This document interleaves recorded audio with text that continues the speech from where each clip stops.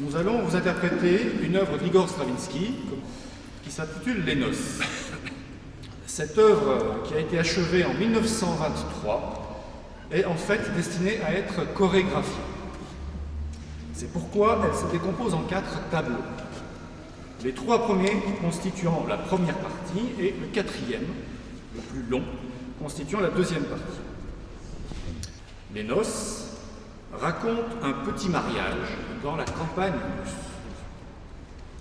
Le premier tableau rend compte des préparatifs de la mariée, qui s'inquiète de son avenir tout en se faisant parer et surtout coiffer par les jeunes filles du village.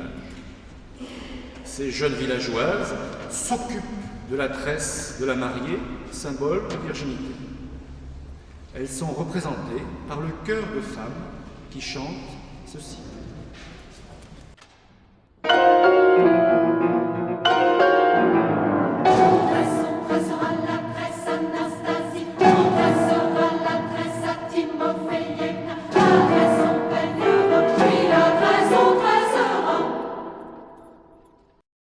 Le deuxième tableau se passe chez Fétis, le marié. Ses amis le coiffent et s'occupent de ses boucles blondes. L'atmosphère y est un peu plus détendue, mais on invoque quand même Saint Luc, Saint Damien, et on demande à la Vierge et à Dieu de bénir toute la famille. Écoutons le chœur du début de ce deuxième tableau, où les hommes chantent en accueillant la mère du marié et en lui demandant de les aider à démêler ses boucles.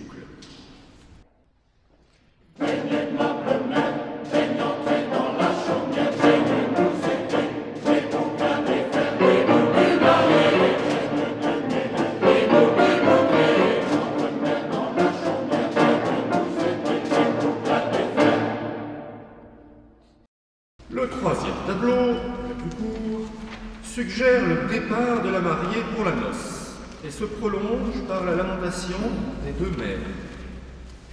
Au début de ce tableau, le chœur de femmes chante une allégorie. Comme on voit dans le ciel la blanche lune et le soleil, ainsi vivait dans le palais, vivait auprès de son vieux père, la princesse, et elle était heureuse.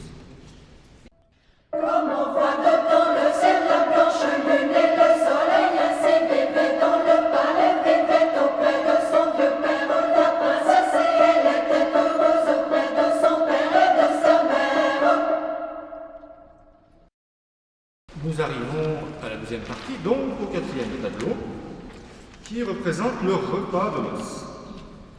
C'est un foisonnement de conversations, d'apostrophes, de chants symboliques et de souhaits au nouveau marié. L'œuvre prend fin sur le solo du marié, suivi d'un postlude instrumental très dépouillé. Cette deuxième partie commence par une intervention du chœur complet qui chante encore une allégorie.